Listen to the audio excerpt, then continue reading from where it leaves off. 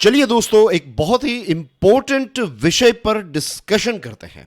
Industrial growth is down. ये Indian economy के लिए चिंता का विषय है और ये टॉपिक आपके लिए इंपॉर्टेंट क्यों है? Of course general studies paper 3 Indian economy का ये टॉपिक बनता है। इंडस्ट्रियल ग्रोथ के साथ जुड़ी हुई कुछ चीज़ें जो हैं वो आज आप जानेंगे ऑफ कोर्स, और इसका आईआईपी में वेट क्या होता है उसको देखेंगे। क्या क्या चीज़ें हो रही हैं जिसकी वजह से ये ग्रोथ जो है उस पर इम्पैक्ट आई है। We are going to talk about all this things in detail of course. मेरा नाम है प्रशांत मावानी, आप देख रहे हैं क्यूरियसली एजुकेशन। तो ये जो आंकड़ा है, ये जो बात मैंने आपको बताई, इंडस्ट्रियल ग्रोथ इज डाउन, ये जून 2023 की बात है। और डियर फ्रेंड्स, इंडस्ट्रियल ग्रोथ जो है ये सिर्फ और सिर्फ 3.7% रजिस्टर हुआ है, यानी कि पिछले 3 महीनों का सबसे कम ग्रोथ जो है वो जून 2023 में रजिस्टर हुआ है। और जो एक्सपेक्टेशन थी उससे ये ग्रोथ जो है वो बहुत ही कम है। ये चिंता का विषय है, क्योंकि जो एक्सपेक्टेशन की हम बात कर रहे थे ना, तो जो हाई फ्रीक्वेंसी डेटा है जैसे कि गुड्स एंड सर्विस टैक्स का collection, manufacturing purchasing managers index, ये एक अलग से इंडेक्स होता है। ये गुड्स के साथ जुड़ा हुआ, सामान के साथ जुड़ा हुआ इंडेक्स होता है। एक सर्विसेज परचेसिंग मैनेजर्स इंडेक्स भी आता है और एक कॉम्पोजिट परचेसिंग मैनेजर्स इंडेक्स आता है। तो ये जो नाम है मैन्युफैक्चरिंग, तो मैन्युफैक्चरिंग चीज़ के साथ जुड़ा हुआ है। सर्विस वाला जो है वो सर्विस के साथ जुड़ा हुआ है। और कॉम्पोजिट जो है तो उसमें दोनों सर्विसेज और ये जो गुड्स हैं या फिर मैन्युफैक्चर्ड आइटम्स जो हैं, इन दोनों का कॉम्बिनेशन करके एक इंडेक्स जो है वो तैयार किया जाता है। तो यहाँ पर जीएसटी और फिर ये मैन्युफैक्चरिंग परचेसिंग मैनेजर्स इंडेक्स, इसी के साथ साथ जो कोर सेक्टर का ग्रोथ है, ये सारी की सारी चीज़ें ये इंडिकेट कर रही थी कि इंडस्ट्रियल प्रोडक्शन जो है वो काफ़ी ज़्यादा स्ट्रांग होगा, लेकिन ऐसा हुआ नहीं। अब जून महीने की हम बात कर रहे हैं, उससे पहले का जो महीना था मई महीने की बात करें तो इंडेक्स ऑफ इंडस्ट्रियल प्रोडक्शन का आंकड़ा जो है इट वाज 5.3%, यानी कि मई महीने में इंडस्ट्रियल ग्रोथ जो है ये 5.3% रहा और जून में ये बहुत ही कम हो गया। आईसीआरए के आदित्य नायर है और चीफ इकोनॉमिस्ट हैं, तो उनका कहना यह है the sequential slowdown was led by the manufacturing sector while the mining and electricity sectors witnessed an improvement in their growth performance amid deficient rainfall in the month। देखिए, ये जो 3.7% ग्रोथ जो रजिस्टर हुआ है इस इंडस्ट्रियल सेक्टर का, तो इसमें सबसे बड़ा ड्रॉप जो आया है that is because of manufacturing sector जो है ये स्लोडाउन फेज में रहा।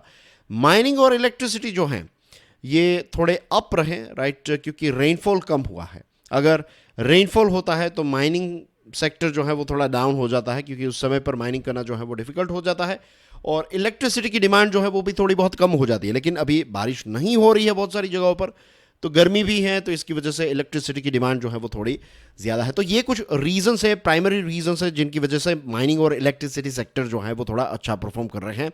लेकिन मैन्युफैक्चरिंग सेक्टर अच्छा परफॉर्म नहीं कर रहा है, उसके पीछे कुछ रीजंस है। We are going to talk about that as well in detail, आज के ही डिस्कशन में डिस्कस करेंगे। Don't worry about it. Now dear friends, एक और इंपॉर्टेंट फैक्ट आप ये चीज़ समझ लीजिए, जो आईआईपी है ना, index of industrial production, right, ये याद रखिएगा, आईआईपी का मतलब है index of industrial production.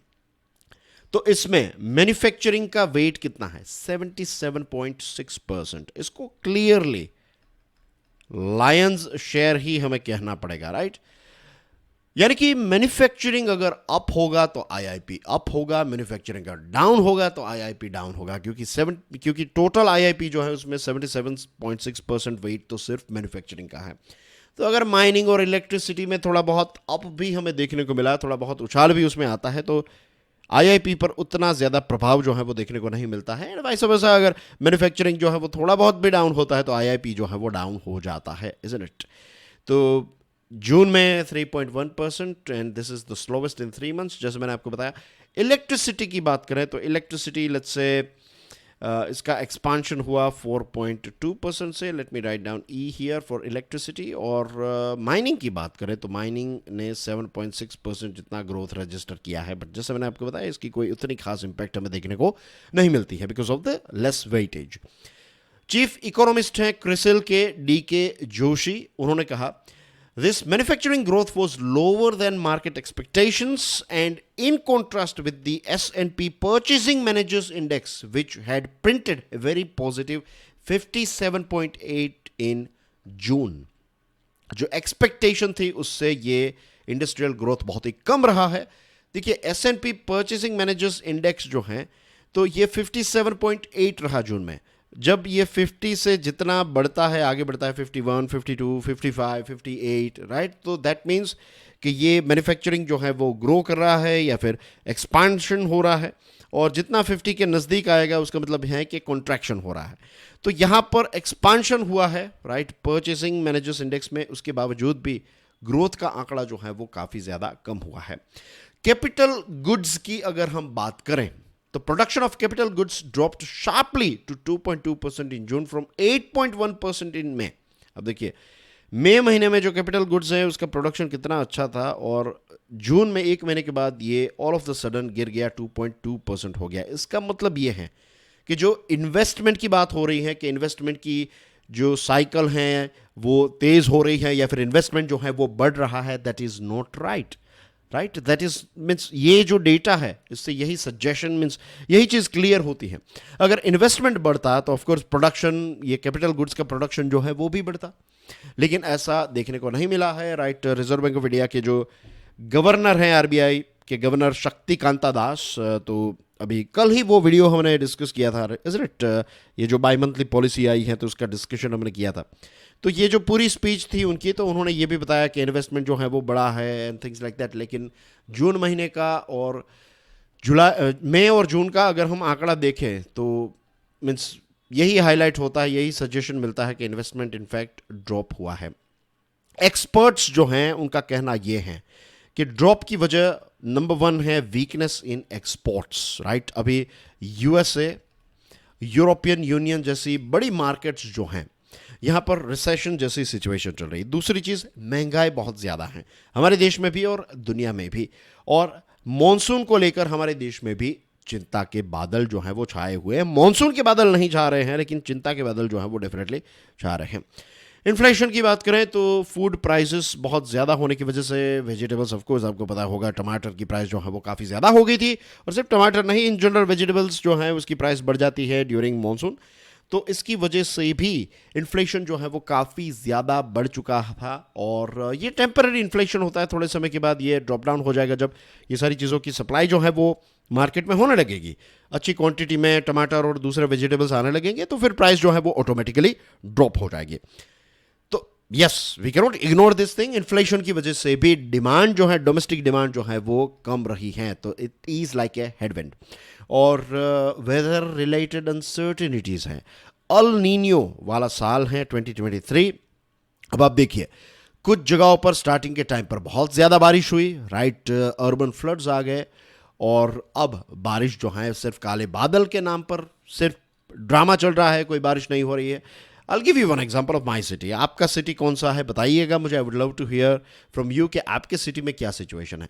Right, means आप जानते हैं, रेगुलर स्टूडेंट्स जानते हैं कि I live in Rajkot, that is in Gujarat. ठीक है, अब राजकोट की सिचुएशन ये है कि स्टार्टिंग के टाइम पर राजकोट में काफ़ी अच्छी बारिश हुई और ऐसा लगा कि ये साल जो है वो बारिश के पॉइंट ऑफ व्यू से काफ़ी अच्छा होगा. लेकिन लेट मी टेल यू, पिछले 15 दिनों से, आप पकड़ लीजिए, लगभग 15 दिनों से बारिश जो है वो नहीं हुई है. 1-2 मिनट की बारिश होती है, दैट्स इट. तो इस प्रकार की चीज़ें जो है वो क्यों हो रही हैं? The reason is all Niño की इफेक्ट हो सकती है. राइट, साइंटिस्ट ने कहा है कि ये साल जो है ये अल नीनियो का साल है, और जहाँ पर जब भी अल नीनियो का साल होता है तो भारत जैसे देश में बहुत सारी जगहों पर ड्राउट यानी कि सूखा पड़ने के चांसेस जो हैं वो काफ़ी ज़्यादा बढ़ जाते हैं.